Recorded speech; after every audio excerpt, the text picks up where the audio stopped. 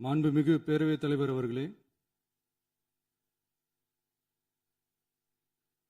மாபெரும் தலைவர்கள் வழிநடத்திய மாண்பும் மாபெரும் வரலாற்று சிறப்பு கொண்ட இந்த சட்டமன்ற பேரவையின் 17வது சட்டமன்ற பேரவைக்கு நம்மையும் நம்ம தமிழக வெற்றி கழகத்தை சார்ந்த சட்டமன்ற உறுப்பினர்களையும் தேர்ந்தெடுத்து அனுப்பின நிரந்தரமாக என் நெஞ்சில் குடியிருக்கும் தாயன்புமிக்க தமிழக மக்கள் அனைவருக்கும் என்னுடைய மனப்பூர்வமான நன்றிகள். 17வது சட்டமன்ற கூட்டத்தொடரின் முதல் ஆளுநர் உரையின் மீதான நன்றி தெரிவிக்கும் தீர்மானத்திற்கு பதிலுரை வழங்க வாய்ப்பளித்த மாண்புமிகு பேரவைத் தலைவருக்கு நம் வணக்கத்தை தெரிவித்துக் கொள்கிறோம். மாண்புமிகு பேரவைத் தலைவர் அவர்களே, இந்த 17வது மாமன்றத்தில் அதிகப்படியான 12 கட்சிகளை சேர்ந்த பிரதிநிதிகள் தேர்ந்தெடுக்கப்பட்டிருக்கும். நாம கொள்கை ரீதியாகவும் நிலைப்பாடு ரீதியாகவும் வேறுபட்டு இருந்தாலும் மக்கள் பணி செய்வதுதான் நம்ம எல்லாருக்கும் பிரைமரியா இருக்கிற ஒரே எய்ம். அந்த வகையில தான் நம்ம எல்லாருமே நம்ம மக்களால் அங்கீகரிக்கப்பட்டு சட்டமன்றத்திற்கு வந்திருக்கிறோம். அதனால நாம கருத்தால் வேறுபட்டாலும் மக்கள் சேவை என்ற நோக்கத்தில் நம்ம மாநிலம் சார்ந்த விஷயங்கள்ல நம்ம எல்லாரும் ஒன்றிணைந்து பயணிச்சா நம்ம தமிழ்நாடு என்னைக்கும் எதிலையும் முதன்மை மாநிலமாக திகழும். ஆளுநர் உரைக்கு நன்றி தெரிவிக்கும் தீர்மானத்தில் பேசின மாண்புமிகு உறுப்பினர்களுக்கு நன்றி. எதிர்த்து பேசினாதான் எதிர்கட்சின்னு ப்ரூவ் பண்ண முடியும்னு நினைச்சுக்கிட்டு பேசின எதிர்கட்சியை சேர்ந்த எதிர்கட்சி தலைவர் உள்ளிட்ட மாண்புமிகு உறுப்பினர்களுக்கும் வணக்கமும் நன்றியும். பதிலுரை வழங்குற அதே நேரத்தில் நம்மளை சட்டமன்ற உறுப்பினராக தேர்ந்தெடுத்த பெரம்பூர் தொகுதி மக்களுக்கு நம்மளோட நெஞ்சார்ந்த நன்றிகள். அதே மாதிரி ராஜினாமா பண்ணிட்டாலும் நம்மளை தேர்ந்தெடுத்த திருச்சி கிழக்கு மக்களுக்கும் இந்த மன்றத்தில் நம்மளோட நன்றியை பதிவு செய்கிறோம். அப்புறம் நம்மளோட அரசியல் பயணத்தை பற்றியும் கொஞ்சம் பதிவு செய்ய விரும்புகிறோம். நாம் ஏதோ ஷூட்டிங்லேருந்து நேராக வந்து சிஎம் ஆன மாதிரியே சில பேர் ஒரு இமேஜ் கிரியேட் பண்ணுறாங்க. அவங்களுக்கு அவங்க ஆசைப்படுற லாங்குவேஜ்லேயே சொல்கிறோம், அது வெறும் ரீல் தான், ரியல் கிடையாது. ஒரு சாதாரண நடிகனாக நம்ம கெரியர் தொடங்குச்சு. அப்புறம் அப்படியே சின்சியராக உழைச்சி மேலே வந்தோம். நம்ம கெரியரில் நாம் மேலே வந்ததுக்கு இந்த விஜய் ஒருத்தன் மட்டுமே காரணம் இல்லை, அவனோட உழைப்பு மட்டுமே காரணம் இல்லை. இந்த விஜயோட உழைப்புக்கும் உயர்வுக்கும் பின்னாடி இருக்கிற ஒட்டுமொத்த தமிழ்நாட்டு மக்களோட அன்பும் அரவணைப்பும் தான் காரணம். ஒவ்வொரு வீட்டில் இருக்க ஒவ்வொருத்தரும் நம்மளை அவங்க வீட்டில் ஒருத்தனா ஏற்றுக்கிட்டது தான் நமக்கு கடவுளும் மக்களும் தந்த மிகப்பெரிய வரம். அதுக்காகவே கடவுளுக்கு சமமான நம்மளோட சொந்தங்களான தமிழக மக்கள் அனைவருக்கும் மீண்டும் மீண்டும் நன்றி. இப்படி நம்மளை தாயன்போடு அள்ளி அரவணைச்ச தமிழ்நாட்டு மக்களுக்கு நாம் எப்படியெல்லாம் துணையாக இருந்தோம், எப்படியெல்லாம் மக்களோட மக்களா இருந்தோம்னு சொல்றேன். 1990ஸ்லயே ரசிகர் மன்றமாக இருந்தப்பவே மக்களுக்கு துணையாக நிற்க ஆரம்பித்தோம். அதுக்கப்புறம் நற்படி மன்றமாகவும் அதுக்கப்புறம் விஜய் மக்கள் இயக்கமாகவும் மாறி மக்களோட மக்களாக நின்றுகிட்டு இருந்தோம். 2008 ஈழத் தமிழருக்கு ஆதரவாக உண்ணாவிரதம் போராட்டம் செஞ்சோம். போர் முடிவுக்கு வரணும், நம்ம தொப்புள் கூடிய உறவுகளான ஈழத் தமிழர்களுக்கு பாதுகாப்பான நிம்மதியான ஒரு வாழ்வு கிடைக்கணும்னு அன்னைக்கே கோரிக்கை வச்சோம். 2009 ஆரம்பிச்ச விஜய் மக்கள் இயக்கம் வழியா நம்மளோட மக்கள் நல பணிகளை எக்ஸ்டெண்ட் அண்ட் எக்ஸ்பேண்ட் பண்ணிக்கிட்டே வந்தோம். கல்விக்கு துணையா இருந்தோம், சோஷியல் சர்வீஸ் செஞ்சோம், வெள்ள நிவாரணத்தில் துணையா இருந்தோம், கொரோனா காலத்தில் மக்களுக்கு தோள் கொடுத்தோம். விலையில்லா விருந்தகம், குருதியகம், முட்டைப்பால் ரொட்டி திட்டம், விழியகம், பயிலகம், நூலகம், இப்படி பல வழியில மக்களுக்கு துணையா இருந்தோம். அப்புறம் நம்மளோட திரைப்படங்கள்ல நம்மளால முடிஞ்ச வரைக்கும் ஊழல் எதிர்ப்பை சொன்னோம், சமூக நீதியை சொன்னோம், கல்வியை பத்தி சொன்னோம், அரசியலை பத்தி சொன்னோம். அரசியலை பத்தி பேசுனதுனால நம்ம படங்கள் சந்திச்ச இது வரைக்கும் சந்திக்கிற பிரச்சனையை பத்தி எல்லாருக்குமே தெரிஞ்சதுதான். இது மட்டும் இல்லாம 2011 நாகப்பட்டினத்தில் மீனவர் பிரச்சனைகளுக்கு ஆதரவாக ஒரு பெரிய பொதுக்கூட்டம் நடத்தினோம். மீனவர்கள் மீதான தாக்குதலை கண்டிச்சு பேசி அதில் நம்மளோட எதிர்ப்பை பதிவு செஞ்சோம்.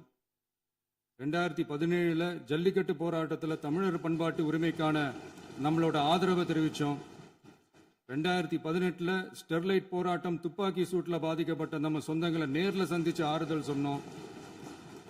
2021 உள்ளாட்சி தேர்தலில் விஜய் மக்கள் இயக்க வேட்பாளர்கள் போட்டியிட்டு ஜெயிச்சாங்க. கல்வி விருது விழா நடத்தி சிறந்த மதிப்பெண் பெற்ற மாணவ மாணவிகளுக்கு ஊக்கத்தொகையும் பரிசும் கொடுத்தோம். 2024 தமிழக வெற்றி கழகத்தை ஆரம்பிச்ச உடனேயே CAA-வை எதிர்த்து அறிக்கை விட்டோம். அரசியல் கட்சி ஆரம்பிச்சு விழுப்புரம் மாவட்டத்தில் விக்கிரவாண்டியில் நம்மளோட முதல் மாநில மாநாட்டிய வெற்றி கொள்கை திருவிழாவை நடத்தினோம். தந்தை பெரியார், பெருந்தலைவர் காமராஜர், அண்ணல் அம்பேத்கர், வீரமங்கை வேலுநாச்சியார், மக்கள் சேவகர் அஞ்சலை அம்மாள்னு நம்மளோட 5 கொள்கை தலைவர்களை அறிவிச்சோம். இந்தியாவிலே 2 பெண் ஆளுமைகளை கொள்கை தலைவர்கள் அறிவிச்ச ஒரே கட்சி நம்ம டிவிக்கு மட்டும்தான் என்ற பெருமையோடு அறிவிச்சோம். பெரியார் சொன்ன மாதிரியே அவர் சொன்னதுல நமக்கு ஏற்புடையதை மட்டும் எடுத்துக்கிட்டோம். அவரோட கடவுள் மறுப்பு கொள்கையில நமக்கு உடன்பாடு இல்லைன்னு ஓப்பனா அறிவிச்சோம். நமக்கு கடவுள் நம்பிக்கை உண்டுன்னு அறிவிச்சோம். யாரோட நம்பிக்கைக்கும் நாம் எதிரானவங்க இல்லைன்னு தெளிவா அறிவிச்சோம். பெண் கல்வி, பெண்கள் முன்னேற்றம், சமூக சீர்திருத்தம், சமூக நீதி, இப்படி பெரியாரோட கருத்துக்களை நிறையவே ஏத்துக்கிட்டோம்னு அறிவிச்சோம். அண்ணல் அம்பேத்கரோட சம வாய்ப்பு, சமநீதி, சமத்துவத்தை ஃபாலோ பண்ணுவோம்னு அறிவிச்சோம். பெருந்தலைவர் காமராஜரோட மதச்சார்பின்மையை ஏத்துக்கிட்டதோட அவரோட நேர்மையான நிர்வாகத்தையே ஒரு கொள்கையா ஏத்துக்கிட்டோம்னு அறிவிச்சோம். வீரமங்கை வேலு நாச்சியாரோட மண் மீட்பையும் சமூக நல்லிணக்கத்தையும் பின்பற்றுவோம்னு அறிவிச்சோம். மக்கள் சேவகர் அஞ்சலை அம்மாளோட விடுதலை வேட்கையையும் மக்களோட வாழ்வாதாரத்துக்காக உறுதியாக நிற்கிறதையும் பின்பற்றுவோம்னு சொன்னோம். எல்லாருக்கும் எல்லாமும் கிடைக்கணும், எம்மதமும் நம் மதம்னு சொல்லி மதச்சார்பற்ற சமூக நீதி தான் நம்ம கொள்கைன்னு அறிவிச்சோம். நம்ம கொள்கை எதிரி யாரு, அரசியல் எதிரி யாருன்னு ஓப்பனா அறிவிச்சோம். எல்லாத்துக்கும் மேல பிறப்புக்கும் எல்லா உயிர்க்கும்ன்றத நம்மளோட அடிப்படை அரசியல் கோட்பாட்டா அறிவிச்சுட்டு தான் அரசியலுக்கே வந்தோம். நம்ம மதுரை மாநாட்டில் நம்மளோட தேர்தல் அரசியல் மற்றும் ஆட்சி அதிகார அரசியல் வழிகாட்டியா அறிஞர் அண்ணாவையும் புரட்சி தலைவர் எம்ஜிஆரையும் ஏத்துக்கிட்டதா அறிவிச்சோம். அப்புறம் இன்னனையும் நாம் இங்க பதிவு செஞ்சே ஆகணும். எல்லாரும் கட்சி ஆரம்பிச்சுட்டு தான் ஒவ்வொரு வீட்டுக்குள்ளேயும் போவாங்க. ஆனா நாம ஒவ்வொரு வீட்டுக்குள்ளேயும் போனதுக்கு அப்புறம் தான் கட்சியவே ஆரம்பிச்சிருக்கிறோம். ஒவ்வொரு வீட்டில் ஒவ்வொருத்தரும் நம்மள அவங்க பிள்ளையா, மகனா, அண்ணனா, தம்பியா ஏத்துக்கிட்டதும் இயல்பா நடந்துச்சு. தமிழ்நாட்டு மக்களோட மனசுக்குள்ள போறதுக்கு நாம பட்ட பாடு நமக்கு மட்டும்தான் தெரியும். இதெல்லாம் புரிஞ்சாலும் புரியாத மாதிரி இருக்கிறவங்க தான் நம்மள நடிகன் என்று சொல்லியும் நம்ம கட்சியை நடிகன் கட்சின்னு சொல்லியும் சில நக்கல், நையாண்டி இதெல்லாம் பேசுவாங்க. அதை பத்தி நமக்கு கவலை இல்லைன்னு. இப்படி நம்ம அரசியல் பயணம் ரொம்ப டிரான்ஸ்பரண்டா தான் ஆரம்பிச்சிருக்கு. இந்த 2026 தேர்தலில் கூட்டணியே இல்லாமல் தனியா நின்னோம். மக்கள் நம்மளை தெளிவா புரிஞ்சுக்கிட்டதாலையும் நம்ம டிவிகே தோழர்களோட உழைப்பாலையும் நாம 35% வாக்குகளை வாங்கினோம். 1,72,00,000 வாக்குகளோட தமிழ்நாட்டிலேயே தனி பெரும் கட்சியா வந்தோம். தமிழக மக்களாலையும் நம்மளோட ஆதரவு இயக்கங்களாலையும் இதோ இன்னைக்கு இங்க நம்ம டிவிகே ஆளும் கட்சியா உட்கார்ந்துருக்கிறோம். இந்த ஆளும் கட்சியா ஆனதும் அவ்வளவு சாதாரணமாலாம் நடந்துடல. 2.25 வருஷத்துல ஆட்சிக்கு வந்துட்டீங்கன்னு ரொம்ப கிண்டலா கேலியா சிலர் பேசுறாங்க. எங்களோட இந்த 2.25 வருஷ டிராவல்ல எவ்வளவு வலியும் வேதனையும் இருக்குது. நம்மளோட மக்கள் சந்திப்புக்கே அவ்வளவு இடையூறு, அவ்வளவு தடைகள், ஊர் உலகத்துல யாருக்கும் இல்லாத ஒன்னா நமக்கு மட்டுமேன்னு தனியா ஸ்பெஷலா எக்ஸ்க்ளூசிவா நிறைய நிபந்தனைகள், நெருக்கடிகள், கட்டுப்பாடுகள், நம்மளை சந்திக்க வர்ற மக்களுக்கு சரியான பாதுகாப்பு இல்லாம, நம்ம கூட்ட நிகழ்ச்சிக்கு போதுமான பாதுகாப்பு இல்லாமன்னு இன்னும் வெளியே சொல்ல முடியாத நிறைய சூழ்ச்சிகள் எல்லாத்தையும் தாண்டி தான் நாம் இந்த இடத்துக்கு வந்திருக்கிறோம். But still miles to go. நம்ம டிராவல்ல எல்லாத்துக்கும் உச்சமா நம்மளோட சொந்தங்கள், நம்மளோட உறவுகள், 41 பேர் கரூர் சம்பவத்தில் இழந்த வேதனை எல்லாம் எப்படி சொல்றதுனே தெரியல. நம்ம மனசை விட்டு என்னைக்கும் அந்த வலியும் வேதனையும் நீங்கவே நீங்காது. அதுலயும் நம்ம மேலேயே பழி போட்ட கொடுமையெல்லாம் இருக்கும் பாருங்க, அதெல்லாம் வேற லெவலுங்க. என்னத்துக்கு அப்படியெல்லாம் செஞ்சாங்கன்னு தெரியல. அரசியல்னா இப்படியெல்லாம் கொடூரமா இருக்கணுமா என்ன? சரி விடுங்க. இந்த விஜய் இவனோட மக்களுக்காக எதையும் தாங்க தயாராகிட்டான். இவ்வளவு பெயின்ஃபுல்லான நம்ம பொலிட்டிக்கல் டிராவல்ல நம்மளோட மிகப்பெரிய ஆறுதலும் பலமும் என்ன தெரியுமா? என் நெஞ்சில் குடியிருக்கும் என்னோட தமிழ்நாட்டு மக்களும் என் உயிருக்கு உயிரான என்னோட தோழர்களும் தான். அவங்களோட பலத்தால தான். அன்னைக்கு 1967ல முன்னாள் முதல்வர் மாண்புமிகு அறிஞர் அண்ணா அவர்கள் தலைமையில் அமைஞ்ச சாமானியர்களோட ஆட்சி மாதிரி 1977ல முன்னாள் முதல்வர் மாண்புமிகு புரட்சி தலைவர் எம்ஜிஆர் அவர்கள் தலைமையில் அமைஞ்ச மிக சாமானியர்களோட ஆட்சி மாதிரி இதோ இன்னைக்கு அதே வரிசையில 2026 சட்டமன்ற தேர்தலில் இந்த விஜயோட தோழர்கள் இடம்பெற்ற ஒரு மிக மிக சாமானியர்களின் ஆட்சி அமைஞ்சிருக்கு. வாகை சூடும் வரலாறு திரும்பி இருக்கிறது. இப்படி ஒரு தீர்ப்பை மக்கள் அளிச்சதுனால தான் தமிழக வரலாற்றில் ஒரு மகத்தான கூட்டணி ஆட்சியை நாம் அமைச்சிருக்கிறோம். இளைஞர்களால என்ன செய்ய முடியும், பெண்களால என்ன செய்ய முடியும்னு கேட்டவங்களுக்கான பதில் தான் இன்னைக்கு அமைஞ்சிருக்கிற நம்ம ஆட்சி. ஒரே ஒரு குடும்பம் மட்டும் முக்கியம்னு சொல்றது நம்மளோட ஆட்சி அதிகார அரசியல் இல்ல. தமிழ்நாட்டில் இருக்கிற ஒவ்வொரு குடும்பமும் முக்கியம்னு சொல்றது தான் நம்ம அரசியல். நம்மளோட ஆட்சி அதிகாரம் அதான் நம்மளோட மனசாட்சி உள்ள மக்களாட்சி. இந்த 2026 தேர்தலில் யாராலும் உடைக்கவே முடியாதுன்னு சொன்ன மதத்தை உடைச்சோம், சாதியை உடைச்சோம், முக்கியமா காசு கொடுத்து ஓட்டு வாங்குற ஒரு நச்சு கலாச்சாரத்தையே சுக்கு நூறா தூள் தூளா உடைச்சிருந்தோம். நாம கிளீன் கவர்னன்ஸ் அண்ட் குட் கவர்னன்ஸ்ல உறுதியா இருக்கிறோம். இப்ப மட்டும் இல்ல, எப்பவுமே இப்படிதான் இருப்போம். இதுல 100% இது உண்மைன்றதுனால தான் பாரம்பரியமான தினத்தந்தி பத்திரிகை ஊழலின் ஊற்றுக்கண் அடைக்கப்படுகிறதுன்னு 16/6/2026 அன்னைக்கு ஒரு தலையங்கமே எழுதியிருக்கு. ஒரு தவறு செய்தால் அது தெரிந்து செய்தால் அவன் தேவன் என்றாலும் விடமாட்டேன் என்று எம்ஜிஆர் அன்று பாடினார். அதை இன்று விஜய் செயலில் காட்டுகிறார்னு அந்த எடிட்டோரியல்ல எழுதியிருக்கு. இந்த நேரத்தில் தினத்தந்திக்கு நம்மளோட நன்றியை தெரிவிச்சுக்கிறோம். அரசியலுக்கு வந்து 2 வருஷம் தான் ஆகுது. உங்களுக்கு என்ன தெரியும், உங்களால என்ன முடியும்னு கேலியா கேட்டவங்களுக்கு தினத்தந்தியோட பதிலை இப்போதைக்கு போதும்னு நினைக்கிறேன். என்னென்னமோ செய்வான்னு சொல்றானே இந்த விஜய், பல வருஷமா இருக்கிற ஒரு பதவி வெறி பிடிச்ச அரசியலை உடைச்சி எப்படி செய்வான்னு நம்ம மக்களை யோசிச்சிருவாங்க. இதோ இப்போ நம்ம மக்களுக்கு புரிஞ்சிருக்கும். இப்பவும் சொல்றோம், இது வெறும் ஆரம்பம் தாங்க. இந்த மாபெரும் சபையிலிருந்து கேட்கிற மக்களே, நமக்கு கொஞ்சம் அவகாசம் கொடுங்க. இதுக்கு முன்னாடி, அதாவது 2017 கடைசியில இருந்து 2026 ஏப்ரல் வரைக்கும் இருந்த புண்ணியவான்கள் ஆட்சியில ஒவ்வொரு டிபார்ட்மெண்ட்லயும் போட்ட ஏராளமான ஓட்டைகளை அடைச்சிக்கிட்டே படிப்படியா மக்களுக்கு நல்லதையும் செஞ்சுக்கிட்டே வருவோம். அதனாலதான் நமக்கு எதிரா யார் யாரோ சேரவே மாட்டாங்கன்னு நினைச்சவங்க எல்லாம் ஒன்னா சேர்றாங்க. நம்ம ஆட்சிக்கு டேட்டு குறிக்கிறாங்க.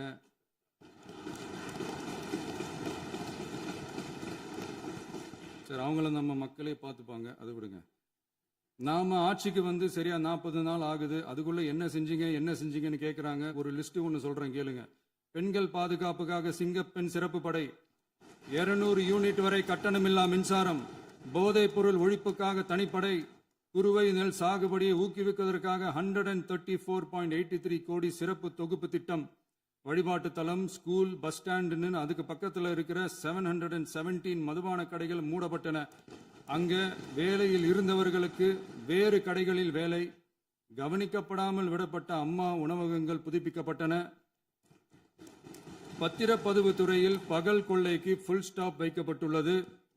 வருகையில்லா ஆவண பதிவு முறை கொண்டு வர உத்தேசிக்கப்பட்ட செயல்பாட்டில் உள்ளது. அரசு மற்றும் தனியார் மருத்துவமனையில் ஸ்கேன் மையங்களில் கருவுறுவதற்கு முன் மற்றும் பின் ஏற்படும் தவறுகளை கண்காணிக்கவும், மருத்துவ நிறுவனம் முறைப்படுத்தும் சட்ட விதிகள் பின்பற்றப்படுகிறதா என கண்காணிக்கவும், மருத்துவ மற்றும் ஊரக பணிகள் இயக்கத்தின் பயன்பாட்டிற்காக 40 புதிய வாகனங்கள் வழங்கப்பட்டுள்ளது. கூட்டுறவு வங்கியின் ஏழை எளிய மக்கள் வாங்கிய கடனுக்கு முதல் முத்தாய்ப்பாக ரூபாய் 2045 கோடி தள்ளுபடி வழங்கி ஆணையிடப்பட்டுள்ளது.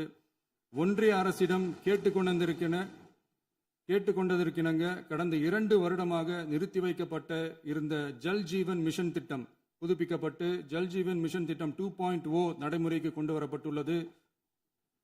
18,500 கோடி அளவில் உறுதியளிக்கப்பட்ட காஞ்சிபுரம் மாவட்டத்தில் மைய விரிவாக்க திட்டம், கோயம்புத்தூரில் மின்னணு பொருட்கள் மற்றும் மின்னணு அமைப்புகள் உற்பத்தி திட்டம், மற்றும் திருவள்ளூர் மாவட்டத்தில் காட்டுப்பள்ளி LNT கப்பல் கட்டும் தளம் விரிவாக்க திட்டத்திற்கு ஒப்பந்தங்கள் போடப்பட்டுள்ளன. அனைத்து நிர்வாக நடவடிக்கைகளும் மின்னணு முறையில் மாற்றம் கொண்டு வர நடவடிக்கை எடுக்கப்பட்டு வருகிறது. சட்டவிரோத கல்குவாரி மற்றும் அனுமதியின்றி கனிமங்களை எடுத்துச் செல்வது தடுக்கப்பட்டுள்ளது. பல்வேறு குவாரிகள் சீல் வைக்கப்பட்டுள்ளன. கனிமங்களை கண்காணிப்பது, எல்லைகளை நிர்ணயிப்பது மற்றும் ஆளில்லா விமானம் மூலம் அளவீடு செய்வது போன்றவற்றை செயல்படுத்துவதற்கான பணிகள் மேற்கொள்ளப்பட்டு வருகின்றன. அனைத்து துறைகளிலும் அலுவலர் தலையீடு இல்லாமல் லஞ்ச லாவண்யமற்ற தமிழகத்தை உருவாக்க அனைத்து நடவடிக்கைகளும் முடுக்கிவிடப்பட்டுள்ளது. இதெல்லாம் சாம்பிள் தான், இன்னும் இருக்கு. இந்த வெறும் 40 நாளுக்குள்ளேயே இவ்வளவு செஞ்சிருக்கோம்னா இனி வர்ற நாட்கள்ல கொஞ்சம் கொஞ்சமா படிப்படியா ஸ்டெடியா உழைச்சி லஞ்சலாவணம் இல்லாத, ஊழல் இல்லாத, பெண்களுக்கு பாதுகாப்பான, சுதந்திரமான, டிரான்ஸ்பரண்டான தமிழ்நாட்டை நம்ம சொந்தங்களான தமிழக மக்களுக்கு தர்றது தான் நம்மளோட ஒன் அண்ட் ஒன்லி டார்கெட். கண்டிப்பா அதை நிறைவேற்றியே காட்டுவோம். 8 கோடி மக்கள் நம்மளோட இருக்கிறப்போ ஏங்க இதை செய்ய முடியாது?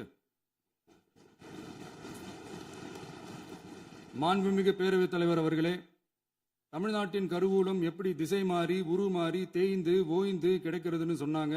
திசை மாறி உருமாறி தேய்ந்து ஓய்ந்துன்னு வசனம் மாதிரி ரைமிங்கா இல்லாம வளமான இலக்கியமா இதே சபையில பேசினவங்களோட திறமையான ஆட்சியில நடந்த நிதி மேலாண்மையை பத்தி வெள்ளை அறிக்கையா வெளியிட்டோம். வெள்ளை அறிக்கை வந்ததிலிருந்தே கண்ணை கட்டுதுங்க. அந்த காலத்துல தான் பிள்ளையோ பிள்ளை, தொல்லையோ தொல்லைன்னு சொன்னாங்க. அதே மாதிரி தாங்க அவங்க ஆட்சியாலையும் அவங்களாலையும் இன்னைக்கு தமிழ்நாட்டுக்கே தொல்லையோ தொல்லை. இப்படி ஒரு நிலைமையை உண்டாக்கி வச்சுட்டு இவங்க சொல்றாங்க நமக்கு ஆட்சி செய்ய தெரியாதுன்னு. நம்ம அமைச்சர்களுக்கும் நம்ம சட்டமன்ற உறுப்பினர்களுக்கும் ஒன்றும் தெரியாதுன்னு. ஆமாங்க, எங்களுக்கு தெரியாதுதான். எங்க சட்டமன்ற உறுப்பினர்களுக்கும் அமைச்சர்களுக்கும் மக்கள் பணி செய்ய தெரிஞ்ச அளவுக்கு மக்கள் பணத்தை சுருட்ட தெரியாதுதான்.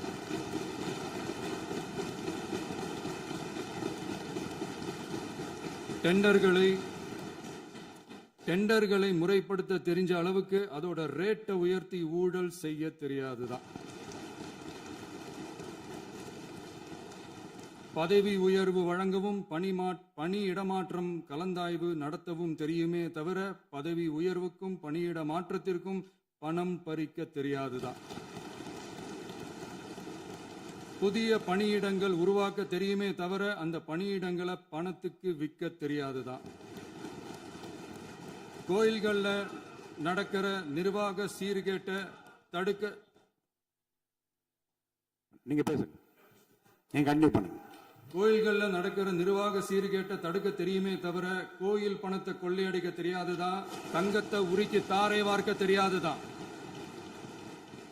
கனிம வளத்தை பாதுகாக்க தெரிஞ்ச அளவுக்கு கனிமத்தை வித்து கொள்ளையடிக்க தெரியாதுதான். அரசு வருமானத்தை அரசு கஜானாவுக்கு மாத்த தெரிஞ்ச அளவுக்கு அந்த பணத்தை தனிப்பட்ட கஜானாவுக்கு மடை மாத்த தெரியாதுதான். போதை கலாச்சாரத்தை தடுக்க தெரிஞ்சவங்களுக்கு போதை கலாச்சாரத்தை வளர்க்க தெரியாதுதான். நம்ம குடும்பத்தில் இருக்கிற பாட்டி, அம்மா, அக்கா, தங்கச்சி, குழந்தைங்களை, பெண்களை மதிக்க தெரிஞ்சவங்களுக்கு ஓசி பஸ், 1000 ரூபாய் கேஸு, இப்படியெல்லாம் பேச தெரியாதுதான். எங்க உறுப்பினர்களுக்கும் அமைச்சர்களுக்கும் மக்கள் சேவை தெரிந்த அளவிற்கு சுயநல தேவையை செஞ்சிக்க தெரியாதுதான். அதனாலதான் சொல்றோம், எங்களை பார்த்து எதுவும் தெரியாதுன்னு சொல்றவங்களுக்கு சொல்றோம், இதெல்லாம் எங்களுக்கு தெரியாதுதான். உங்களை மாதிரி முறைகேடுகளை செய்யறத நாங்க தெரிஞ்சுக்கவும் போறதில்ல, தெரிஞ்சுக்கவும் ஆசைப்படல. அத கடைசி வரைக்கும் எங்களுக்கு தெரியாமலே இருந்துட்டு போகட்டும். அதனால நாங்களும் எங்க மக்களும் வெரி வெரி ஹாப்பி தான். மாண்புமிகு பேரவைத் தலைவர் அவர்களே, எதிர்ப்பவர்கள் எதிர்க்கட்சி என்பதற்காக எங்கள் ஆட்சி மீது 1000 பழி போடலாம். ஆனாலும் தமிழக மக்களுக்கு உண்மையை உணர்த்த வேண்டியது நம்மளோட கடமை. மின்வெட்டை பொறுத்தவரை தமிழ்நாடு மின்மிகை மாநிலமாக இருந்தாலும் கடந்த காலங்களில் ஏற்பட்ட நிர்வாக குளறுபடிகளும் மின்சார சாதனங்கள் மற்றும் மின் மாற்றிகளில் ஏற்படும் பழுதாலும் வேண்டுமென்றே சிலரின் நடவடிக்கைகளாலும் இந்த மின்வெட்டிற்கு காரணமாக உள்ளது. மின் விநியோக மீட்பு நடவடிக்கைகளை ஒருங்கிணைப்பதற்காக எதிர்பாராமல் இரவு நேரங்களில் ஏற்படும் மின் தடங்களை விரைந்து சரி செய்வதில் 10 உயர்மட்ட கண்காணிப்பு குழுக்கள் மற்றும் 125 சிறப்பு மின் தடை நீக்க ரோந்து வாகனங்கள் வழங்கப்பட்டு 24 மணி நேரமும் கண்காணிக்கப்படுகிறது. கூடுதலாக தற்போது 77 புதிய மின் தடை நீக்க மையங்களும் உருவாக்கப்பட்டுள்ளன. விரைவில் இந்த மின்வெட்டு நிலைமை அறவே நீக்கப்படும். மாண்புமிகு பேரவைத் தலைவர் அவர்களே, நம்ம விவசாயிகள் எல்லாரும் நம்மளை நல்லா புரிஞ்சுக்கிட்டு தமிழக வெற்றி கழகத்தை ஏத்துக்கிட்டாலும் எதிர்க்கட்சிகளோட தூண்டுதலால சில இடங்கள்ல சில போராட்டங்கள் நடக்குது. எதிர்க்கட்சிகள் என்னதான் சித்து வேலை செஞ்சாலும் விவசாய பெருமக்கள் எல்லாரும் நம்ம ஆட்சி அவங்களுக்கான ஆட்சி தான் நல்லா புரிஞ்சுதான் வச்சிருக்கிறாங்க. இந்த வருஷம் எல்னினோ விளைவா எப்பவும் இருக்கிறத விட இந்த டைம் மழை குறையுங்கிறதையும் நம்ம விவசாயிகள் உணர்ந்துதான் இருப்பாங்க. இருந்தாலும் நம்ம அரசு நம்ம விவசாயிகளோட வாழ்வாதாரத்துக்காக பக்கபலமாகவும் உறுதியாகவும் துணை நிற்கும்ங்கிறத தெரிவிச்சுக்கிறோம்.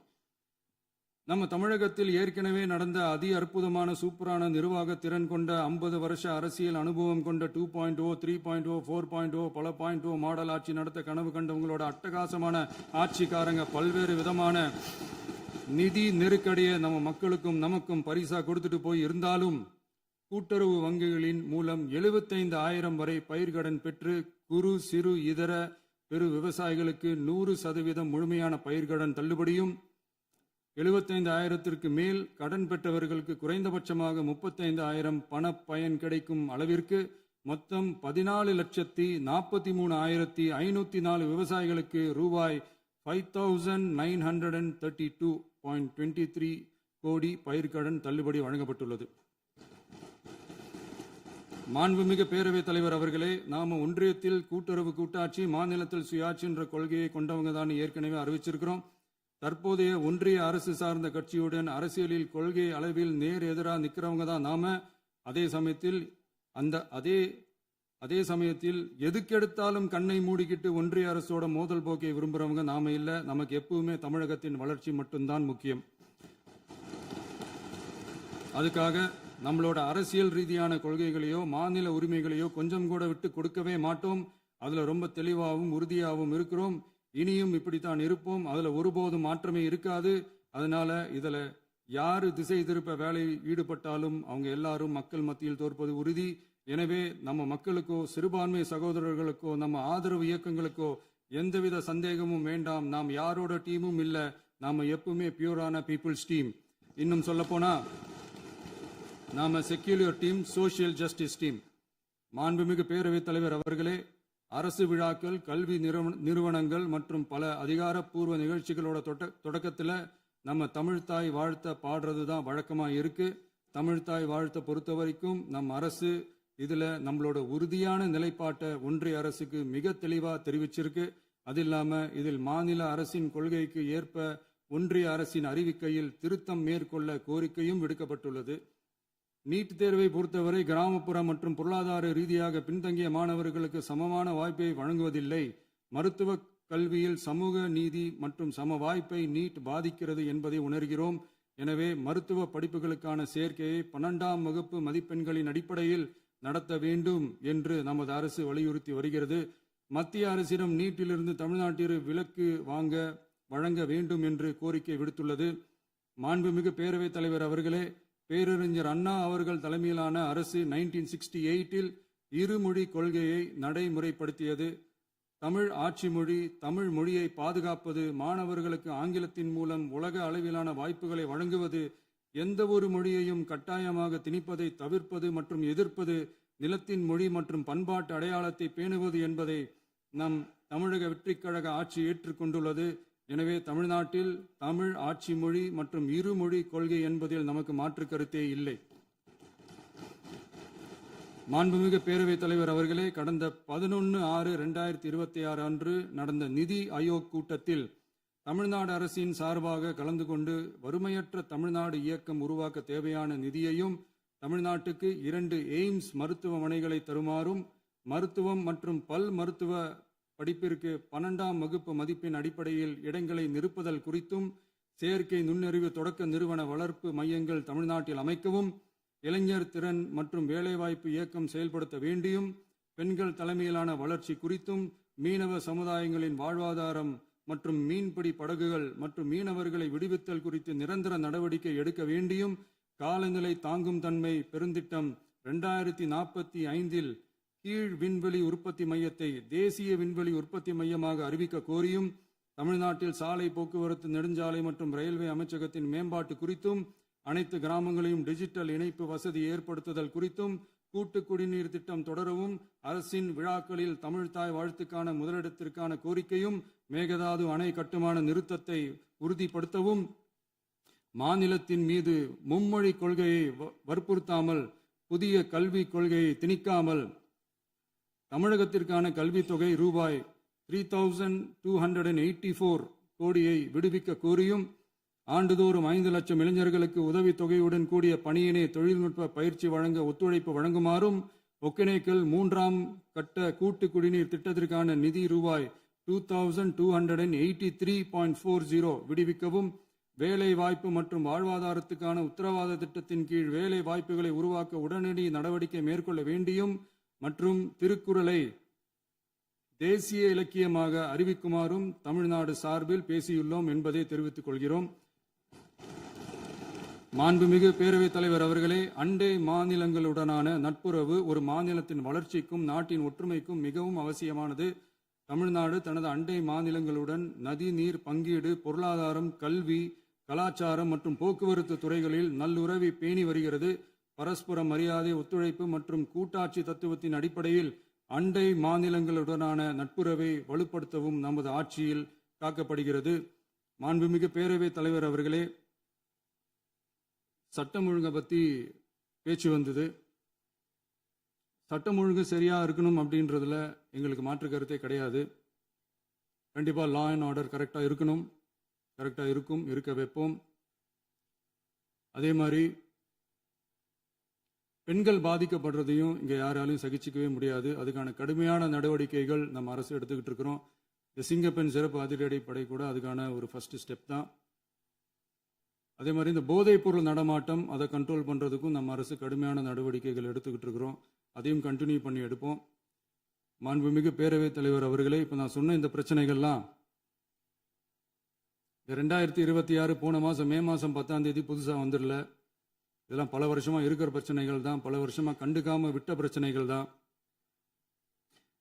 இன்னைக்கு எதிர்கட்சிக்காரங்க அதை பற்றி கேட்கும் போது எனக்கு அது அக்கறையா தெரியல, அவதூறு அரசியலாக தான் தெரியுது, பழி போடுற அரசியலாக தான் தெரியுது.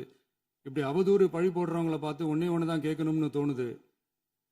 கடந்த 9-10 மாசமா நம்ம ஸ்டேட்ல சட்டம் ஒழுங்கு டிஜிபியே இல்லை.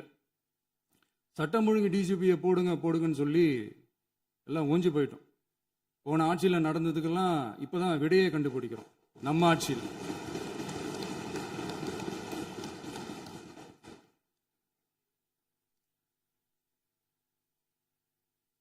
இந்த போதைப் பொருள் நடமாட்டம்லாம் தாறுமாறா அப்படியே பரவி கொட்டி கிடக்குது. இதெல்லாம் இனிஷியல் ஸ்டேஜ்லயே யார் கண்ட்ரோல் பண்ணியிருக்கணும்? போலீஸ் டிபார்ட்மெண்ட் அப்போ யார் கையில் இருந்தது? இத்தனை கேள்வி நம்மளை பார்த்து கேட்குறாங்களே, ஒரே ஒரு கேள்வி தான் நான் கேட்கணும்னு தோணுது. போலீஸ் டிபார்ட்மெண்ட்டை கையில் வச்சுக்கிட்டே பிகினிங்லேயே இனிஷியல் ஸ்டேஜ்லேயே இந்த போதைப் பொருள் நடமாட்டத்தை ஏன் கண்ட்ரோல் பண்ணலை? மனசாட்சி உள்ளவங்க இந்த பிரச்சனையெல்லாம் ஏன் நடக்குதுன்றது அவங்களுக்கே நல்லா தெரியும். இன்னைக்கு சட்டம் ஒழுங்கை பற்றி கேள்வி கேட்கக்கூடாதா அப்படின்னா தாராளமாக கேட்கலாம். இது ஜனநாயக அரசு, மன்னராட்சியெல்லாம் கிடையாது, மனசாட்சி உள்ள மக்களாட்சி. அதனால கேள்வி கேட்கலாம், எல்லாருக்கும் எல்லா உரிமையும் உண்டு. விமர்சனம் செய்யலாம், எல்லாருக்கும் எல்லா உரிமையும் உண்டு. ஆனால் நம்ம ஆட்சியில் என்ன நடவடிக்கைகள் எடுத்திருக்கோன்றது தெரிஞ்சுக்கிட்டு அதுக்கேற்ற மாதிரி ஒரு நடுநிலையாக பேசுனீங்கன்னா கொஞ்சம் நல்லா இருக்கும். சட்டம் ஒழுங்கை பற்றி யாருக்கு என்ன யோசனை இருந்தாலும், மக்கள் நலனுக்காக யாருக்கு என்ன யோசனை இருந்தாலும் அதை தாராளமாக சொல்லலாம். நம்ம அரசு அது காது கொடுத்து கேட்கும். ஆனால் நம்ம அரசனுடைய நிர்வாகத்திறன் அதை பற்றி பேசுறவங்களுக்கு இந்த ஊரடிச்சு உலையில போட்டு ஊழல் மேல ஊழலா செஞ்சுக்கிட்டு அதுல இருந்து தப்பிக்கிறதுக்கு பேர் தான் நிர்வாகத்திறன் அப்படின்னு சொன்னா, அப்படிப்பட்ட ஒரு ஊழல் செய்யற நிர்வாகத்திறனை நம்ம அரசு ஒரு நாளும் செய்யாது. பொட்டி பெட்டியா பணத்தை வச்சுக்கிட்டு, பெட்டியை வச்சு எல்லாம் செஞ்சுக்கிட்டு, போதைப் பொருள் பாதுகாவல் கழக மாடல் அரசாங்கம் செஞ்ச ஒவ்வொரு ஊழலா வெளியில வந்துகிட்டு இருக்கு. டாஸ்மாக்ல அது என்னப்பா அது பேரு, பார்ட்டி ஃபண்ட் கட்சி நிதி அப்படின்ற பேர்ல அடிச்ச கொள்ளையெல்லாம் ஒண்ணு ஒண்ணா இப்போ கவர்மெண்டோட கஜானாவுக்குள்ள கொண்டு சேர்த்துக்கிட்டே இருக்கிறோம். உட்காருங்க. மாண்புமிகு முதல்வர்கள் பதில் உரைக்கு பிறகு முதல்வர் பதில் உரைக்கு பிறகு நேரம் தரேன். அப்ப பேசட்டும், அவங்க பேசட்டும். அவங்கள பேச அனுமதி. உட்காருங்க, உட்காருங்க.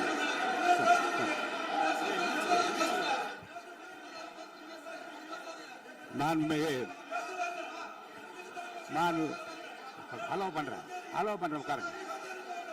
மாண்பு உறுப்பினர்கள் நீங்க இங்க உட்காருங்க, அமைதியா உட்காரு. நீங்க எல்லாம் உட்காருங்க. உட்காருங்க, உட்காருங்க. மாண்புமிகு நீங்க எல்லாரும் உட்காருங்க, உட்காருங்க, உட்காருங்க, உட்காருங்க, உட்காருங்க. அமைதியா உட்காருங்க. இருங்க, உட்காருங்க. அப்புறம் நீங்க என்ன உட்காருங்க. நான் கொடுப்பேன், உட்காருங்க. நான் பாயிண்ட் ஆஃப் வர கொடுங்க, நான் கொடுக்குறேன். உட்காருங்க, உட்காருங்க, உட்காருங்க, உட்காருங்க, உட்காருங்க, உட்காருங்க, உட்காருங்க, உட்காருங்க, உட்காருங்க, உட்காருங்க, உட்காருங்க. மாண்புமிகு முதல்வர் அவர்கள் கோர்வையாக நிதானமாக சொல்லிக்கொண்டே இருக்கிறார். நீங்க குறிப்பெடுத்து வைத்துக் கொள்ளுங்கள். பேசி முடித்தவுடன் நான் உங்களுக்கு அவகாசம் தருகிறேன். நீங்க ஒண்ணு சொல்லுங்க, என்ன என்பது நீங்க சொல்லுங்க. உங்க சொல்லுகிற வாய்ப்பை நான் உங்களுக்கு தருகிறேன். இப்பொழுது மாண்புமிகு முதலமைச்சர் உங்கள் உரையை தொடரலாம்.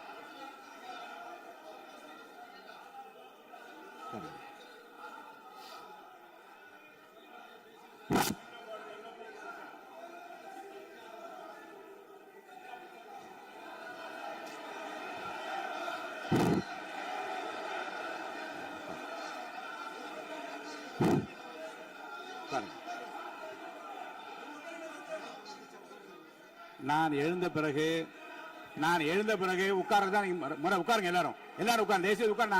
நான் அலோவ் பண்றேன். உட்காருங்க, அமைதியா உட்காருங்க. நான் அலோவ் பண்றேன். அமைதியா உட்காருங்க, உட்காருங்க. அங்க இருந்து குரல் கொடுக்காதீங்க. உட்காருங்க.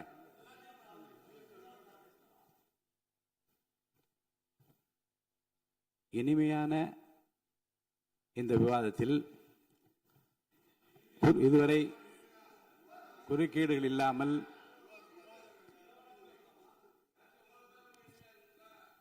கொஞ்சம் அமைதியா இருங்க. மாண்புமிகு முதல்வர் அவர்கள் பேசி முடித்தவுடன் பாயிண்ட் ஆஃப் ஆர்டர் கேட்டிருக்கேன். நான் அனுமதிக்கிறேன். எதிர்க்கட்சி தலைவருக்கு மட்டும் நான் அனுமதி தருகிறேன். அவர் எழுந்து பேசலாம். மாண்பு முதலமைச்சர் நீங்க கண்டினியூ பண்ணி முடிக்கலாம். நீ எல்லாரும் எழுந்துச்சீங்கன்னா சரி வராது. உட்காருங்க. நான் சொல்லியிருக்கேன். உட்காருங்க, உட்காருங்க,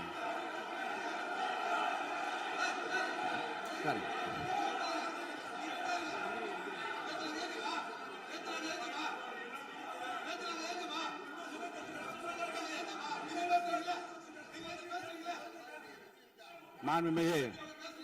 மாண்பு உறுப்பினர் அமைதி காக்க வேண்டும். நேற்று எதிர்க்கட்சி தலைவர் பேசுகிற போதும் அவர் பேசுகிற எல்லாவற்றுக்கும் நான் அனுமதி அளித்தேன். அதுல பாயிண்ட் ஆஃப் கேளுங்க. அந்த விவாதத்தில் கேளுங்க. இப்போதும் மாண்புமிகு முதலமைச்சர் அவர்கள் பேசி முடித்த பிறகு நான் உங்களுக்கு அதுக்குரிய அவகாசத்தை தருகிறேன். நீங்க கேள்வி கேளுங்க. கேட்கிற உரிமையும் விளக்கத்தை பெற்றுக்கொள்ள உரிமை உங்களுக்கு இருக்கிறது. அதற்கு அவகாசம் நான் தருகிறேன்.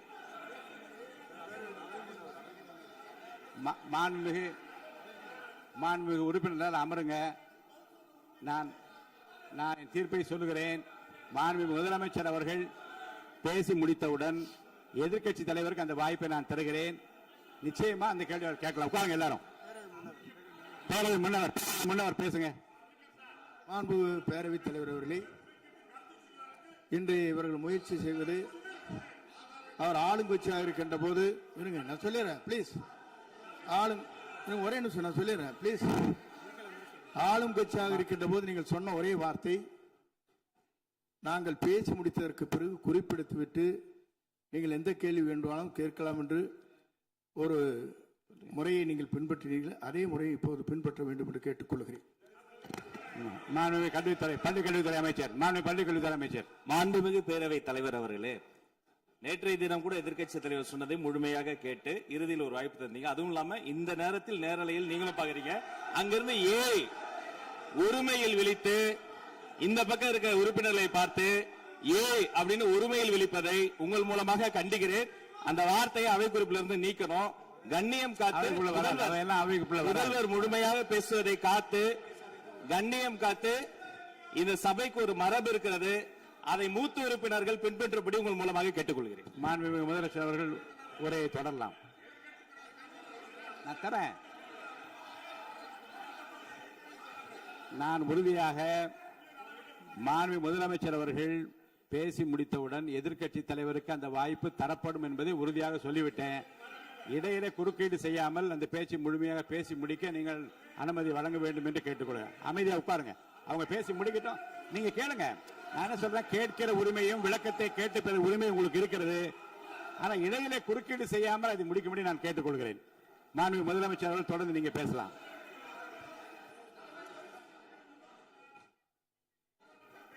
எதிர்க்கட்சி தலைவர் அவர்கள் உங்கள் கட்சியினுடைய உறுப்பினரை அமைதிப்படுத்த வேண்டும் என்று நான் கேட்டுக்கொள்கிறேன். உங்களுக்கு வாய்ப்பு தரவில்லை என்றால் அவர் எழுந்து நிற்பதில் நியாயம் இருக்கு. வாய்ப்பு தரப்போகிறேன். நான் முதலமைச்சர் அவர்கள் பேசி முடித்தவுடன் உங்களுக்கு வாய்ப்பு தரப்படும். அது வரைக்கும் உங்களுடைய உறுப்பினரை அமைதி காக்க நீங்கள் தான் பார்த்துக் கொள்ள வேண்டும். மாண்புமிகு அவை முன்னவர். மாண்புமிகு பேரவைத் தலைவர் அவர்களே, அவர் அப்போது சொன்னது வேறு, இப்போது நடந்து கொள்கிற முறைகள் வேறாக இருக்கிறது. அன்றைக்கு அவர் சொல்லுகிற போது அமைச்சர் அத்தனை பேரும் பேசி முடித்ததற்கு பிறகு உங்களுடைய கருத்துக்கள் யாராவது தெரிவிக்கலாம். இப்போது பின்பற்றினால் நன்றாக இருக்கும். நீங்கள் அதற்காகத்தான் சொன்னீர்கள். முதலமைச்சர் பேசியதற்கு பிறகு எதிர்க்கட்சி தலைவர் அவர்கள் பேசுவதற்கு வாய்ப்பளிக்கிறோம் என்று சொல்லியிருக்கிறார்கள். ஆகவேதான் அந்த வாய்ப்பை நீங்கள் இல்ல அது பதில் சொல்லணும்னு கேட்டிருக்காங்க. பதில் சொல்லணும் சொல்லியிருக்காங்க. பதில் சொல்லினா தங்க பிரச்சனை இல்ல. அப்படி இல்ல. ஆகவே இல்ல நேற்றைய தினம் நீங்கள் அப்படி பேசிக்கொண்டது ஆறாவது இல்ல. நேற்றைய தினம் உங்கள் பேசுகிற போது ஆறாவது குறுக்கிட்டார்களா? நீங்கள் பேசுகிற போது யாருமே குறுக்கிடவில்லை. நீங்க எவ்வளவு பேசினீர்கள், எவ்வளவு வார்த்தைகள் பேசினீர்கள் என்பதெல்லாம் எங்களுக்கு தெரியும். யாருமே அதில் குறுக்கிடவில்லை. இது முதலமைச்சர், எங்கள் முதலமைச்சர் எதிர்க்கட்சி தலைவர் பேசுகிற போது யாரும் குறுக்கிட வேண்டாம் என்று சொன்னார்கள். அதை நாங்கள் பின்பற்றினோம். ஆனால் இன்றைக்கு நீங்கள் பின்பற்றவில்லை என்பதால் வேதனையாக இருக்கிறார். முன்னவர் நேற்று எதிர்க்கட்சி தலைவர் பேசுகிற போது அடுக்கடுக்காக குற்றச்சாட்டுல வைத்தார். இப்போ அதற்குரிய மாண்புமிகு பொதுப்பணித்துறை அமைச்சர்கள் காலையில் அலுவலகத்தை சந்தித்து அவர்கள் சாட்டிய குற்றச்சாட்டுகளுக்கெல்லாம் ஆதாரங்களை எல்லாம் நான் கொண்டு வந்திருக்கிறேன் என்று சொன்னேன். நான் நேற்று அந்த விஷயம் நேற்றோடு முடிந்து விட்டது. ஆதாரங்களை கொடுங்கள். தக்க நேரத்தில் இதை பற்றி சொல்ல வேண்டிய நேர்ந்தால் நான் இதெல்லாம் ஆய்வு செய்து உரிய நேரத்தில் அவை குறிப்பிட்டு ஏற்றுவதற்கு முன்பாக அவரிடம் காட்டி அதற்கு பிறகு அதை பற்றி முடிவெடுக்கும் என்று நான் சொன்னேன். இப்போதும் சொல்லுகிறேன், மாண்பு முதலமைச்சர் அவர்கள் பேசிக் கொண்டிருக்கிறார். பேசி முடிக்கட்டும். எதிர்க்கட்சி தலைவருக்கு உறுதியாக நான் வாய்ப்பு தருவேன். அவர் கேள்விகளை முன்வைக்கலாம், விளக்கங்களை பெறலாம். இப்போதைக்கு பேரவைத் தலைவர் என்ற முறையில் என்னுடைய முடிவு இதுதான். அவையில் இருக்கக்கூடிய உறுப்பினர்கள் அமரும்படி நான் கேட்டுக்கொள்கிறேன். நான் முதலமைச்சர் அவர்கள் பேச வேண்டிய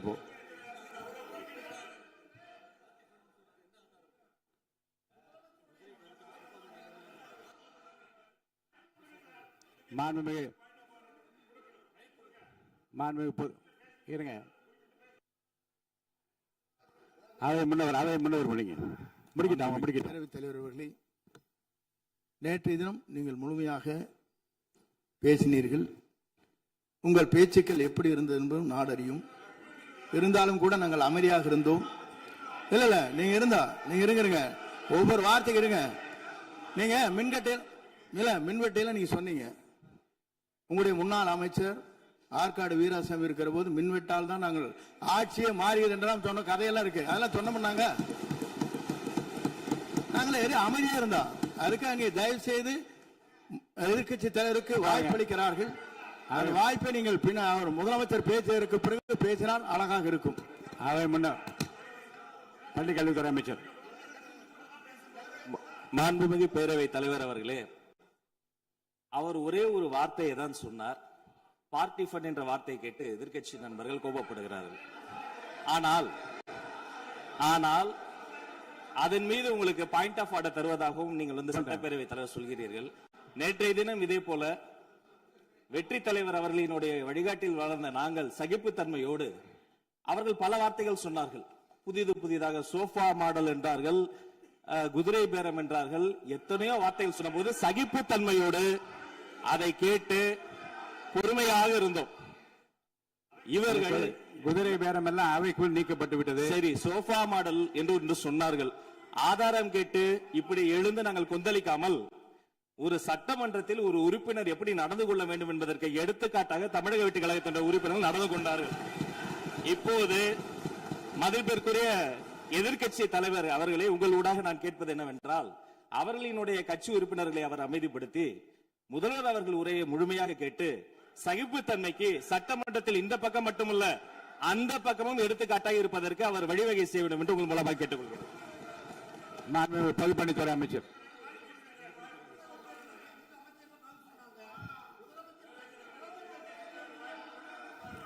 மாண்புமிகு பேரவைத் தலைவர் அவர்களே, திராவிட முன்னேற்ற கழகம் முதல் நாளில் இந்த சபையுடைய மரபையும் பாரம்பரியத்தை பற்றியும் நமக்கு வகுப்படுத்தார்கள். அந்த மரபுப்படி எங்களுடைய தலைவருடைய வழியில் இந்த சட்டசபையுடைய நிகழ்வுகளில் நாங்கள் கலந்து கொண்டிருக்கிறோம். நேற்றைய எதிர்க்கட்சி தலைவர் பேசும்பொழுது எவ்வளவோ வார்த்தைகள் உண்மைக்கு புறம்பாக சட்டத்திற்கு எதிராக ஒரே நிமிஷம் பேசுறேன். சட்டத்திற்காக பேசும் பொழுது நாங்கள் அமைதியாக இருந்தோம். ஒரு 2-3 முறை தான் அவரு பேசும்போது மினிஸ்டர்கள் இருந்துச்சு நின்னாங்க. ஆனா இன்னைக்கு மாண்புமிகு முதலமைச்சருடைய முதல் உரை கடந்த 4 நாட்களாக திராவிட முன்னேற்ற கழகம் முதலமைச்சர் ஏன் பேசலன்னு சொல்லிட்டே இருந்தாங்க. இன்னைக்கு பேச ஆரம்பிச்ச உடனே அவர் சொன்ன வார்த்தை பார்ட்டி ஃபண்ட் சொன்னார். எந்த பார்ட்டின்னு சொல்ல. ஆனா அந்த வார்த்தைகள் சொல்லி முடிஞ்ச உடனே எதற்காக முதலமைச்சருடைய பேச்ச இவங்க குறுக்கிறாங்கன்னு தெரியல. நீங்கள் சொன்னதுபடி முதலமைச்சர் பேச வேண்டும். பேசிய பின்பு கருத்துகளுக்கு பதிலளிக்க அவர்கள் பதிலளிக்க நாங்களும் பதிலளிக்க தயாராக இருக்கிறது பதிவு பண்றோம். மாண்பு முதலமைச்சர் அவர்கள்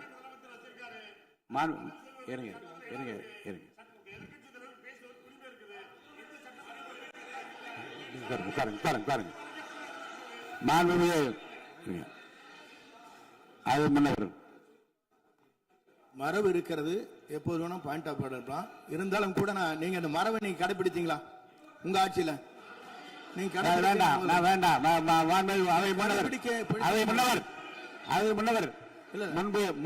முன்பு எப்படி நடந்தால் என்பதை பற்றியோ முன்பு நடந்த நிகழ்வுகள் பற்றியோ நீங்கள் சொல்லி மீண்டும் மீண்டும் இந்த அவையினுடைய மாண்பை குறைக்க வேண்டாம் என்று நான் கேட்டுக்கொள்வது வேண்டாம். இப்போது உள்ள பிரச்சனை, மாண்பு முதலமைச்சர் அவர்கள் தன்னுடைய பேச்சை உறுதி செய்து முடிக்க வேண்டும். அவர் முடித்த பிறகு எதிர்க்கட்சி தலைவருக்கு நான் நிச்சயமாக வாய்ப்பு தருவேன். அவர் கேள்வி கணைகளை தொடுக்கலாம், சந்தேகங்களை கேட்கலாம். விளக்கம் தருவதற்கு மாண்பு முதலமைச்சர் அவர்கள் தயாராக இருக்கின்றார். அமைதியாக என்னை அமரும்படி நான் கேட்டுக்கொள்கிறேன். இப்போது நான் அனுமதிக்க முடியாது. மாண்பு முதலமைச்சர் உரையை தொடரலாம்.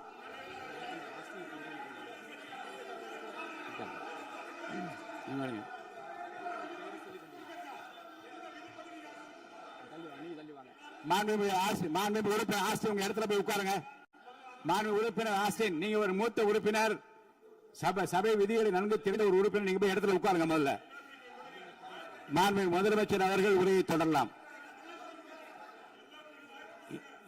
இப்போது எந்த விதமான பாயிண்ட் ஆஃப் ஆர்டர்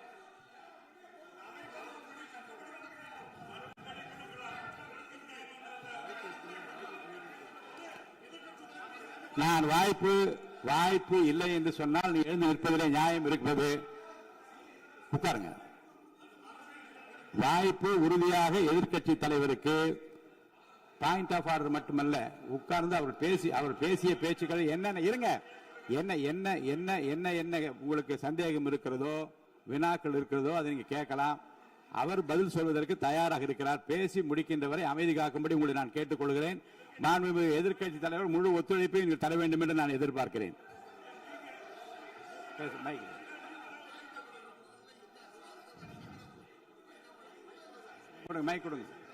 மாண்புமிகு எதிர்க்கட்சி தலைவர், பேரவைத் தலைவர், நீங்க உட்காருங்க. நேற்று நான் பேசும்போது சில அமைச்சர்கள் குறுக்கிட்டு பேசினாங்க. அதற்கு நீங்க அனுமதி கொடுத்தீங்க. அது மாதிரி இன்னைக்கு முதலமைச்சர் பேசும்போது சில வார்த்தைகள், தவறான வார்த்தைகள் பேசுறாரு. அவர் பார்ட்டி ஃபண்ட் அப்படின்னு சொல்லியிருக்கிறாரு. அவர் அமைச்சர் அந்த பார்ட்டி ஃபண்ட் எந்த பார்ட்டின்னு கூட சொல்ல தைரியம் இருந்தா சொல்லுங்க, நாங்க அதெல்லாம் ஃபேஸ் பண்ண தயாரா இருக்கோம். எதையும் ஆதாரத்தோடு எதையும் பேசுங்க. நீங்க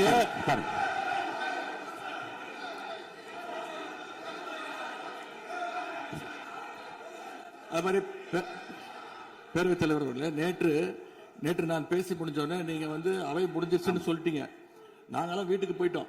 வீட்டுக்கு போய் டிவி போட்டு பார்த்தா அங்க இன்னொரு அமைச்சர் இன்னும் பதில் சொல்லிட்டே இருந்திருக்கிறாரு. அதற்கெல்லாம் நாங்க இப்ப என்ன பதில் இது, என்ன மரபு இது? நீங்க இப்ப பேசிக்கிட்டே இருப்பீங்களா? நாங்க அதை பார்த்துக்கிட்டே இருக்கணுமா? அதே மாதிரி இன்னைக்கு முதலமைச்சர் அவர்கள் பேசும்போது நாங்களும் அமைதியா கேட்டுட்டு தான் இருந்தோம். ஆனா சில கருத்துக்கள் அவர் பேசும்போது அதை நாங்க அனுமதிக்க முடியாது. ஆதாரத்தோடு ஏதாவது பேசணும்னா, குற்றச்சாட்டுகள் சொல்லும் போது ஆதாரத்தோடு சொன்னீங்கன்னா அதை நாங்க ப்ரூவ் பண்றதுக்கு தயாராக இருக்கு. மாண்புமிகு உறுப்பினர் அவர்கள் இருங்க. நேற்று மாண்புமிகு எதிர்க்கட்சி தலைவர்கள் பேசியதும் மாண்புமிகு பொதுப்பணித்தலைவர்கள் பேசியதும் ஆதாரம் இல்லாமல் பேசக்கூடாது என்று நான் சொன்னேன். ஆய்வு செய்து நீக்கப்பட வேண்டியது நீக்கும் என்று சொன்னேன். இப்போது மாண்புமிகு முதல்வர் அவர்கள் பேசி முடிக்கட்டும். நீங்கள் கூறிய கருத்துப்படி அதில் ஆதாரங்கள் இல்லாத குறிப்பாக இருந்தால் அதை நீக்குவதற்குரிய உரிமை எனக்கு இருக்கிறது. ஆய்வு செய்து நான் நடவடிக்கை எடுப்பேன். இப்போது மாண்புமிகு முதலமைச்சர் அவர்கள் பேசலாம். இந்த டாஸ்மாக் மாதிரியே பல டிபார்ட்மெண்ட்லயும் மறுபடியும் சொல்றேன், கட்சி நிதின்ற பேர்ல அடிச்ச கொள்ளைய ஒன்னா கவர்மெண்டோட கஜானாக்குள்ளேயே கொண்டு சேர்த்துக்கிட்டே இருக்கிறாங்க. இப்பவும் சொல்றேன், மக்கள் பணத்துல இருந்து ஒரு பைசா கூட தொடமாட்டோம், தொடவும் விடமாட்டோம், தொட்டா விடமாட்டோம். இதுக்கு முன்னாடி தொட்டவங்களையும் விடமாட்டோம்.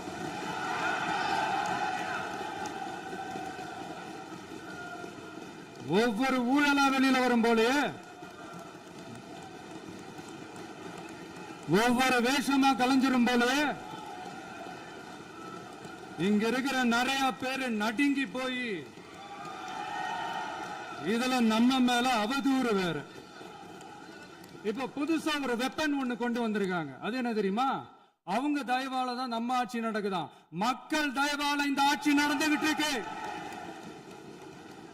மனசாட்சி உள்ள சக்திகளோட ஆதரவால இந்த ஆட்சி நடந்துகிட்டு இருக்கு. நாங்க தான் அனுப்பி வச்சோம் அப்படின்றாங்களே. அனுப்பி வச்சவங்களுக்கு மினிஸ்ட்ரியில இடம் கொடுத்தா ஏன் கதறீங்க? ஏன் இவ்வளவு கோவம்? ஏன் இவ்வளவு கதறல்ஸ்? இதுல இன்னொரு முக்கியமான விஷயம், மார்க்சிஸ்ட் கம்யூனிஸ்ட் கட்சி நமக்கு ஆதரவு கொடுத்தது சுயேட்சையா எடுத்த முடிவுன்னு சொல்றாங்க. அதே மாதிரி இந்திய கம்யூனிஸ்ட் கட்சி நமக்கு ஆதரவு கொடுத்தது சுயேட்சையா எடுத்த முடிவுன்னு சொல்றாங்க. இதுல எங்க இருந்து நாங்க தான் அனுப்பி வச்சோம்னா புரியலையே. மக்களுக்கு நல்லா புரியும், எல்லாத்தையும் தெளிவா பார்த்துக்கிட்டு இருக்கிறாங்க.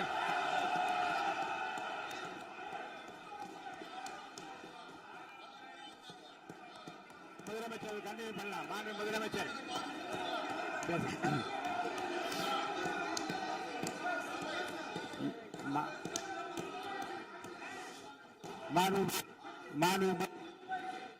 மாண்புமிகு முதலமைச்சர் நீங்க கண்டினியூ பண்ணலாம். நீங்க கண்டினியூ பண்ணலாம்.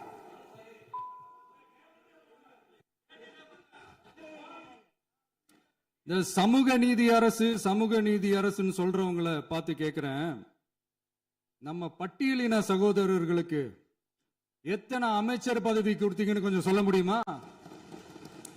ஆனா நம்மளுடைய அரசுல 8 அமைச்சர் பதவிகள் யாருக்கு? நம்ம பட்டியலின சகோதரர்களுக்கு. எல்லாம் நம்ம அண்ணன், நம்ம தம்பி, நம்ம தங்கச்சிங்க. அண்ணல் அம்பேத்கர் அவர்களுடைய கிட்டத்தட்ட 100 ஆண்டு கால கனவு இப்ப நிறைவேறி இருக்கு. நான் ஏன் கொஞ்சம் சவுண்டா பேசுறேன் அப்படின்னா அவங்களுக்கு கேட்கணுன்றதுக்காக தப்பா எடுத்துக்காது.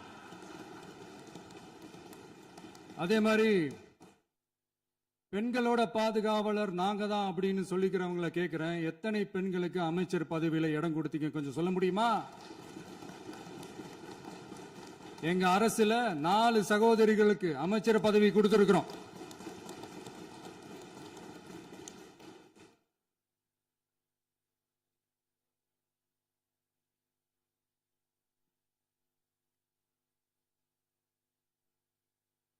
அதனால மக்களால் நிராகரிக்கப்பட்டு மக்களால் அகற்றப்பட்டவங்களுக்கு ஒன்னே ஒன்று சொல்லிக்கிறோம், தப்பே செய்ய மாட்டோம், ஊழலே செய்ய மாட்டோம், நேர்மையா தான் இருப்போம், நியாயமா தான் இருப்போம் அப்படின்னு சொல்றவங்களால மட்டும்தான் கூட்டணி ஆட்சி அமைக்க முன்வரும். ஆட்சியிலையும் பங்கு, அதிகாரத்திலையும் பங்கு கொடுக்க முன்வரும். ஊழல்லையே ஊறி போனவங்களால இந்த கூட்டணி ஆட்சியோ ஆட்சியிலையும் பங்கோ அதிகாரத்திலையும் பங்கு கொடுக்க முன்வராது. மெஜாரிட்டி இருந்தாலும் தரமாட்டாங்க, மெஜாரிட்டி இல்லைனாலும் தரமாட்டாங்க. கேட்டா ரெடிமேடா ஒரு பதில் ஒண்ணு வச்சிருப்பாங்க, கூட்டணி ஆட்சியை மக்கள் விரும்ப மாட்டாங்கன்னு. அதே மக்கள் தான் இப்ப அவங்கள பார்த்து சிரிக்கிறாங்க. நான் பதவியேற்ற அன்னைக்கு கொஞ்சம் டைம் அவகாசம் கேட்டேன். எதுக்கு கேட்டேன்? நிதி நிலைமைலாம் கொஞ்சம் மோசமா இருக்குது, அதெல்லாம் கொஞ்சம் சரி செஞ்சுக்கிட்டு படிப்படியா கொஞ்சம் கொஞ்சமா நான் கொடுத்த வாக்குறுதிகள்லாம் செயல்படுத்துவேன், அதுக்காக கொஞ்சம் டைம் அவகாசம் கேட்டேன். நான் ஏதோ வேற எதுக்காகவோ வேற யாருக்காகவோ ஏதோ அவகாசம் கேட்ட மாதிரி. அடுத்து இங்க சபையில இல்லாதவங்களை பத்தி பேச வேண்டாம்னு நினைக்கிறேன்.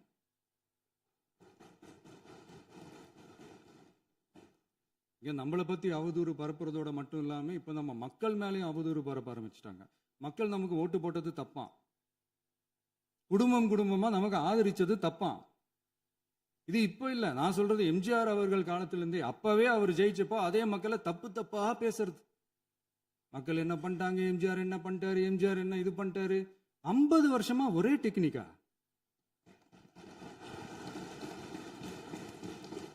டெக்னாலஜி எல்லாம் மாறி வேற எங்கேயோ போயிட்டு இருக்கு பஸ். இதுல கொஞ்சம் டெக்னிக்காச்சும் கொஞ்சம் மாத்தினா கொஞ்சம் நல்லா இருக்கும்.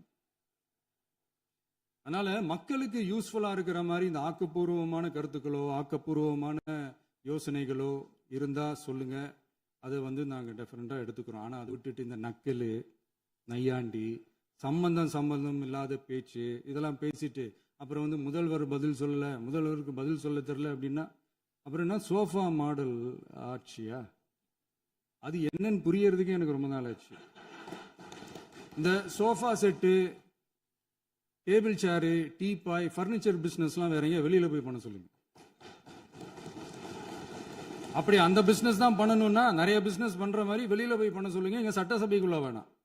அதனால ஆக்கப்பூர்வமான கருத்துக்கள் இருந்தா சொல்லுங்க, டெஃபினட்டா அது சரியா இருந்தா நாங்க ஏத்துக்கிறோம். எனக்கு ஒரு குட்டி கதை ஒன்று ஞாபகம் வருது, சொல்லாமா? ஒரு ஊர்ல ஒரு பெரியவர் வெயில் ரொம்ப ஜாஸ்தியா இருக்குன்னு சொல்லிட்டு கண்ணுக்கு மேல கை வச்சுக்கிட்டு இப்படி சுத்தி முத்தி தேடிக்கிட்டு இருந்தாராம். அப்ப கூட இருந்த ஒரு சின்ன பையன், என்ன தேடுறீங்க அப்படின்னு கேட்டானா. அதுக்கு அந்த பெரியவர் சொன்னாரா, அது ஒண்ணு இல்ல தம்பி, உங்க அப்பா இங்கதான் இருப்பாருன்னு சொன்னாங்க, அதான் தேடிக்கிட்டு இருக்கேன். எங்க உங்க அப்பாவையா காணோம்?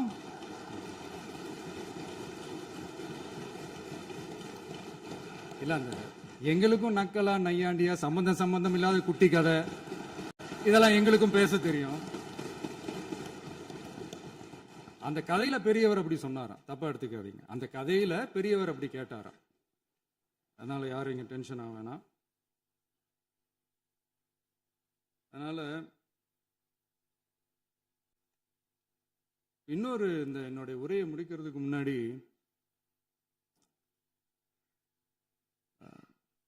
போயிட்டாங்க, பேசலாமா? உங்க கருத்துக்களை நீங்க முழுமையாக மன நிறைவோடு பேசலாம். டிவியில் பார்ப்போம். சரி, அதான் 5 நிமிஷம் பேசுனதுக்கே கொளத்தூரி இந்த ஆட்டம் அடிச்சு பேசுனா அப்புறம் என்ன பண்றது? கடைசியா நான் இந்த உரையை முடிக்கிறதுக்கு முன்னாடி ஒரு முக்கியமான ஒரு விஷயம் பத்தி சொல்லணும். ஆளுநர் உரை அன்னைக்கு இந்த தமிழ் தாய் வாழ்த்துக்கு அப்புறம் தேசிய கீதம் பாடினது தப்பு, தேசிய கீதம் 2 முறை பாடினது தப்பு. அப்படி ஒரு நிகழ்வு இதுக்கு முன்னாடி இந்த சட்டசபையில நடந்ததே கிடையாது. அந்த மரபையே மாத்திட்டீங்க. இப்படி ஒரு பெரிய ஒரு போர் மாதிரி எதிர்கட்சியை சார்ந்தவங்க எல்லாம் சொன்னாங்க இல்லையா? அந்த மாநில உரிமை போராளிகளை, அந்த மரபு காக்கிற உரிமை போராளிகளை ஒரே ஒரு கேள்விதான் கேட்கணும். 2021 ஆகஸ்ட் 2 ஞாபகம் இருக்கா? Centenary celebration of Tamil Nadu legislature. அந்த ஃபங்க்ஷனில் நம்ம முன்னாள் முதலமைச்சர் கருணாநிதி அவர்களோட கலைஞர் அவர்களுடைய கலைஞர் அவர்களுடைய புகைப்படத்தை மாண்புமிகு குடியரசுத் தலைவர் திறந்து வைக்கிற ஒரு ஃபங்க்ஷன். அந்த ஃபங்க்ஷன்ல national anthem followed by Tamil Thai Vazhthu அப்படின்னு அறிவிச்சது ஞாபகம் இருக்கா? அதாவது தேசிய கீதத்துக்கு அப்புறமா இரண்டாவது முறையா, நோட் திஸ் பாயிண்ட் மாண்புமிகு பேரவைத் தலைவர் அவர்களே, ப்ளீஸ் நோட் திஸ் பாயிண்ட். தேசிய கீதத்துக்கு அப்புறம் இரண்டாவது முறையாக தமிழ் தாய் வாழ்த்து பாடப்படும் அப்படின்னு சொன்னது ஞாபகம் இருக்கா? அதுவும் முத்தமிழ் அறிஞர் அப்படின்னு சொல்ற நம்ம கலைஞர் அவர்களுடைய அந்த புகைப்படம் வெளியிட்டு விழாவில் அவர் இருந்த இதே சபையில தமிழ இரண்டாவது இடத்துக்கு தள்ளினது யாருன்னு ஞாபகம் இருக்கா? அது மட்டும் இல்ல, அந்த தேசிய கீதத்தை நாட்டுப்பண் நேஷனல் ஆந்தம்னு சொல்லி அதே ஃபங்க்ஷன்ல கடைசியா ஃபங்க்ஷன் முடியும் போது செகண்ட் டைம் தேசிய கீதம் பாடினதும் ஞாபகம் இருக்கா? இதே அவையில் தான், அது அவை குறிப்பிலும் இருக்கிறது, இதே அவையில் தான் நடைபெற்றது. இந்த தக்க நேரத்தில் இந்த ஆதாரங்களை அளித்த மாண்பு முதல்வர்களுக்கு நன்றியை தெரிவித்துக் கொள்கிறேன். டவுட் இருந்தா இந்த புக்கை பார்த்து தெரிஞ்சுக்கலாம். அதனால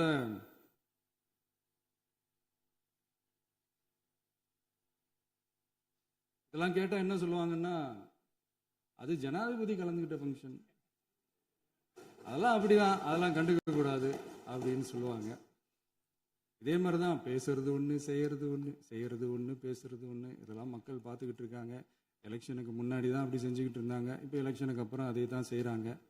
இந்த விஜயையும் சாமானியர்களின் உண்மையான சமூக நீதி அரசையும் அவமானப்படுத்துறதுக்கு தான் அவங்களோட அந்த பொலிட்டிக்கல் சீனியாரிட்டி அது பயன்படுத்துது போல.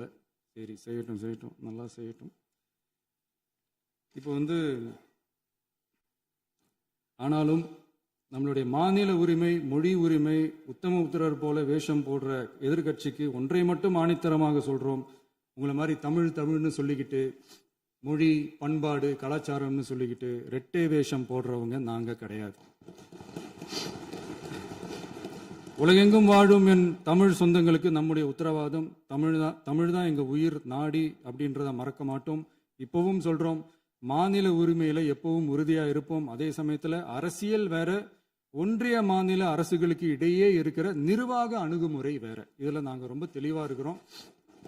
அதனால எங்களுக்கு பாடம் எடுக்கிறதா நினைச்சுக்கிட்டு உங்க வேஷத்தை நீங்களே கொஞ்சம் கொஞ்சமா கலைச்சிக்கிட்டே வர்றீங்க, மறந்துடாதீங்க. அப்புறம் நேத்து எதிர்கட்சி தலைவர், மாண்புமிகு எதிர்கட்சி தலைவர் பேசும்போது நிறைய பேசினாங்க. அதுல ஒண்ணு மட்டும் அரசு சொல்றதா நினைச்சுக்கிட்டு நம்மளை இன்டைரக்டா ஈவில் அப்படின்ற அந்த வார்த்தையை யூஸ் பண்ணாங்க. எனக்கு ஒண்ணுதான் சொல்லணும்னு தோணுது. ஈவில்ஸ்னு டெவில்ஸ் பேசக்கூடாது.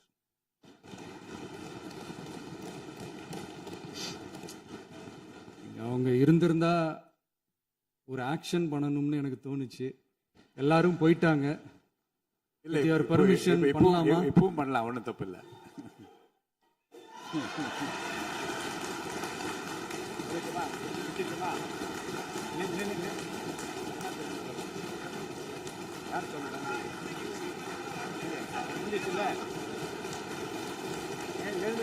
சொல்லட்டுமா?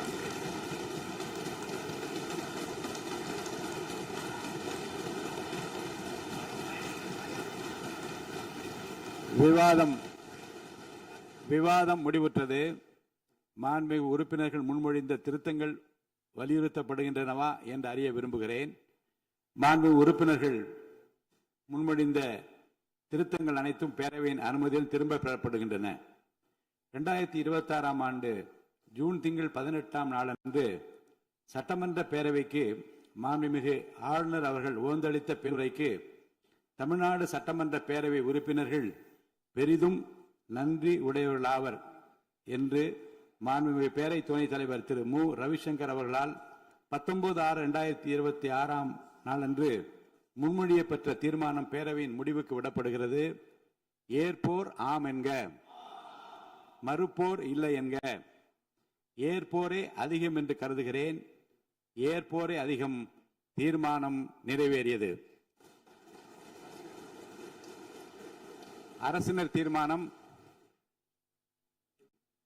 பேரவை மீண்டும் கூடும் நாள் குறிப்பிடப்படாமல் ஒத்திவைக்கப்பெறும் தீர்மானம். மாண்புமிகு பேரவை முன்னவர் அவர்கள். மாண்புமிகு பேரவைத் தலைவர் அவர்களே, பேரவை விதி 25(1) கீழ் 1 படி பேரவை மீண்டும் கூடும் நாள் குறிப்பிடப்பெறாமல் ஒத்திவைப்பு பெறலாம் எனும் தீர்மானத்தை மொழிகிறேன். மாண்புமிகு பேரவை முன்னவர் அவர்களின் தீர்மானம் பேரவையின் முடிவுக்கு விடப்படுகிறது. ஏற்போர் ஆம் என்க. மறுப்போர் இல்லை என்க. மறுப்போரே இல்லை என்று கருதுகிறேன். மறுப்போரே இல்லை. தீர்மானம் ஒருமனதாக நிறைவேறியது. பேரவை மீண்டும் கூடும் நாள் குறிப்பிடப்பெறாமல் ஒத்திவைக்கப்படுகிறது. வணக்கம்.